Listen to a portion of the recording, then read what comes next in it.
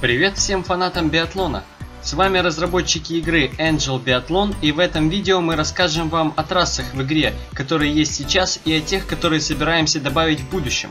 Но перед этим мы покажем вам одно нововведение в игру, о котором мы не говорили в прошлом выпуске, но которое просили сделать многие подписчики. Мы говорим о мини-карте, которая будет отображаться в гонках и показывать местоположение на трассе игрока и соперников. Так как такая функция была в разных играх про биатлон, которые выходили раньше, мы решили, что стоит добавить ее в Angel Biathlon, и поэтому добавление мини-карты планируется уже на следующее обновление нашей игры.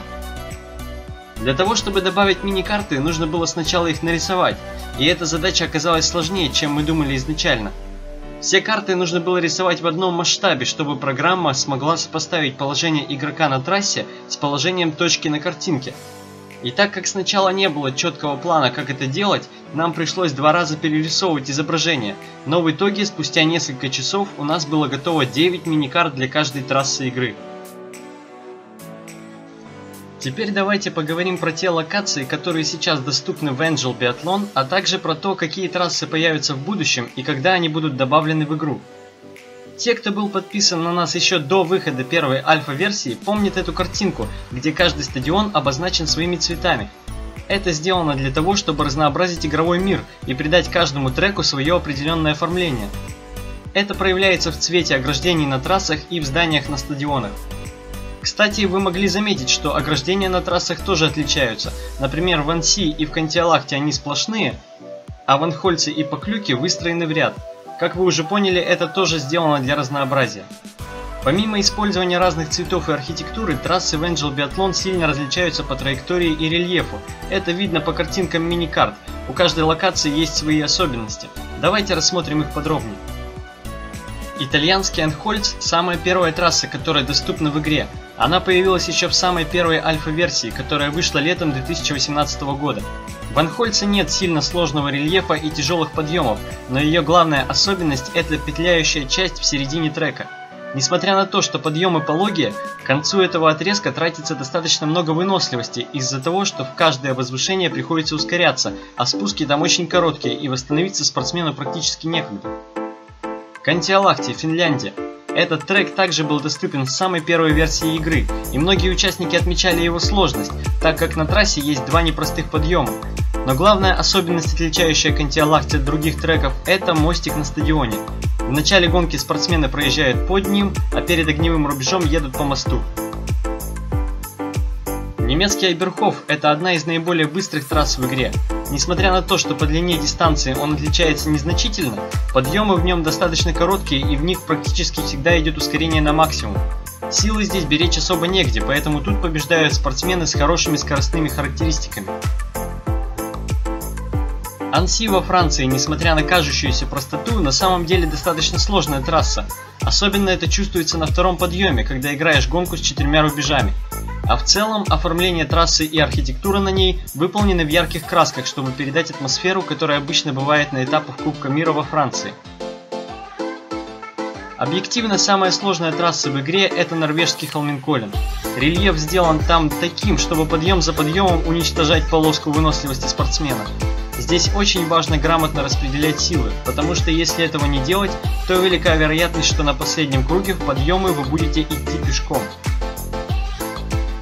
Тюмень – на данный момент единственная карта из России, которая появилась со второй альфа-версии игры, и, судя по опросам в нашей группе ВКонтакте, является наиболее популярной в Angel Biathlon. Рельеф в Тюмени средний, нет убийственных подъемов, как в Холменколлене, но все же эта трасса не дает забывать про выносливость, и силы рассчитывать здесь нужно. Славянская Поклюка, как и Анси, выполнена в ярких цветах, и особенность рельефа этой трассы состоит в том, что почти весь круг спортсмены змейкой поднимаются в большой подъем, а в конце съезжают на стадион по длинному спуску, на котором можно восстановить силы для финишного ускорения. Здесь также важно не забывать про выносливость, так как постоянный подъем сильно выматывает.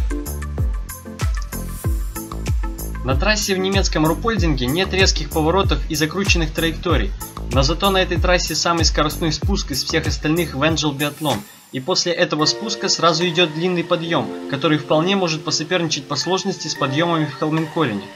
Поэтому Руппольдинг вполне можно считать одной из наиболее тяжелых трасс в игре. По поводу шведского Эстерсунда у игроков возникало много вопросов, когда он появился в Альфа 3. В Эстерсунде очень простой рельеф, и победить там было действительно легко. Но с выходом Альфа 4 мы кое-что изменили в алгоритме ботов на этой трассе, и теперь они бегут в Эстерсунде быстрее. Кстати, именно в Швеции в этом году пройдет чемпионат мира по биатлону.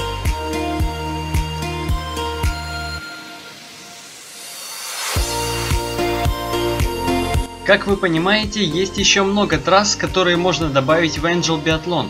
В декабре мы проводили опрос в нашей группе ВКонтакте, какую трассу больше всего пользователи хотели бы добавить в игру. С большим отрывом тогда победил Хохвильцен, возможно потому, что как раз там проводился этап Кубка мира во время голосования.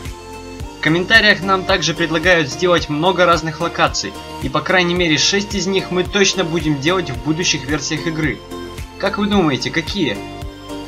Конечно же, будет австрийский Хохвильцен, который победил в голосовании. Многие просили добавить олимпийскую трассу в Сочи в игру, над ней мы тоже будем работать. Солт-Лейк-Сити, США. Там будет этап Кубка мира в этом сезоне, поэтому ее тоже стоит добавить. Будем делать корейский Пхенчхан, столицу прошедшей Олимпиады. Чешский Новое Место, где каждый год проходят этапы Кубка мира. И еще одну североамериканскую трассу, канадский Кенмор. Ну а сейчас давайте вернемся к тому, с чего мы начали это видео, к мини-карте, потому что мы еще не продемонстрировали ее в действии. Сейчас мини-карта выглядит в игре так. Пока что это ее тестовое расположение на экране. Мы будем тестировать, удобно ли это, а также, конечно, ждем ваших комментариев по поводу того, где лучше всего на экране разместить карту. Сейчас мы едем масс-старт, и в начале гонки все идут очень плотно, поэтому точки на карте плохо различимы. Давайте перемотаем гонку вперед, когда спортсмены уже более-менее растянулись по трассе.